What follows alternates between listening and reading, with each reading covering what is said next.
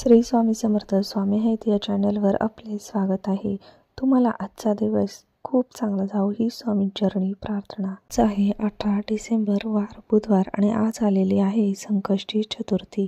संकष्टी चतुर्थी हा दिवस गणपती बाप्पाचा दिवस आहे। या दिवशी श्री गणेशाची पूजा केल्याने सर्व विघ्न अडथळे दोष दूर होतात। संकष्टी चतुर्थी ही 2024 मधील शेवटची चतुर्थी आहे।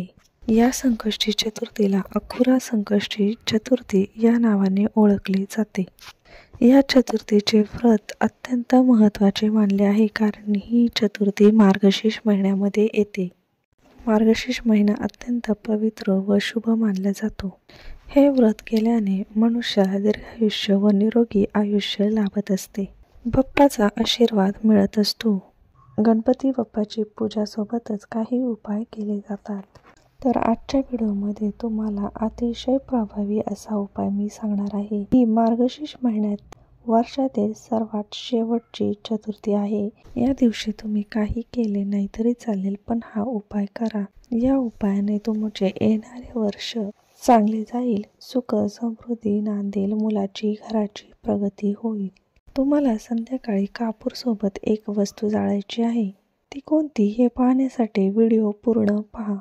हिंदू संस्कृतीमध्ये अनेक घरांमध्ये दररोज सकाळ संध्याकाळ पूजा केली जाते। पूजेनंतर आरती करण्याला विशेष महत्त्व आहे। आरती केल्यानंतर कापूर जाळला जातो। कापूर हे शुद्धीकरण आणि शुद्धतेचे प्रतीक मानले जाते आणि कापूर जाळल्याने पर्यावरणातील नकारात्मकता दूर होते। कापूरचा धूर हा विशेषतः शुद्ध मानला जातो, जो पूजास्थानाला पवित्र आणि सकारात्मक ऊर्जेने भरतो।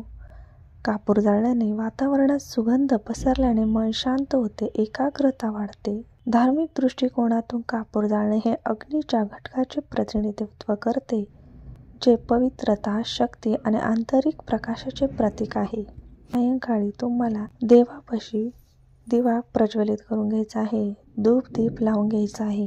नंतर हा उपाय करण्यासाठी तुम्हाला एखादी मातीची पंती किंवा दिवा घ्यायचा आहे। या दिव्यामध्ये तुम्हाला एक अख्खी खोबऱ्याची वाटी ठेवायची आहे। जर तुमच्याकडे वाटी नसेल तर खोबऱ्याचा छोटा तुकडा घेतला तरी चालेल। त्यानंतर आपल्याला त्या खोबऱ्यावर कापूरच्या 3 वाट्या ठेवायच्या आहेत। भीमसेनी कापूर घ्यायचा आहे। भीमसेनी कापूर नसेल तर तुमच्या घरामध्ये जो उपलब्ध आहे तो घेऊ शकता। खोबऱ्याची वाटी, कापूर सोबत तुम्हाला 2 अख्ख्या लवंगा घ्यायच्या आहेत। यानंतर हा कापूर तुम्हाला देवघरासमोरच प्रज्वलित करायचा आहे। कापूर प्रज्वलित केल्यानंतर आपल्याला यावरती 2 थेंब शुद्ध गाईचे तूप घालायचे आहे।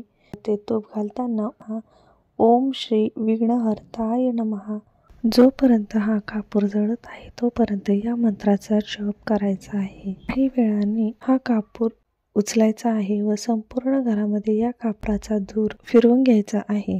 यानंतर तो कापूर तुम्हाला उंबरठ्याच्या बाहेर ठेवायचा आहे।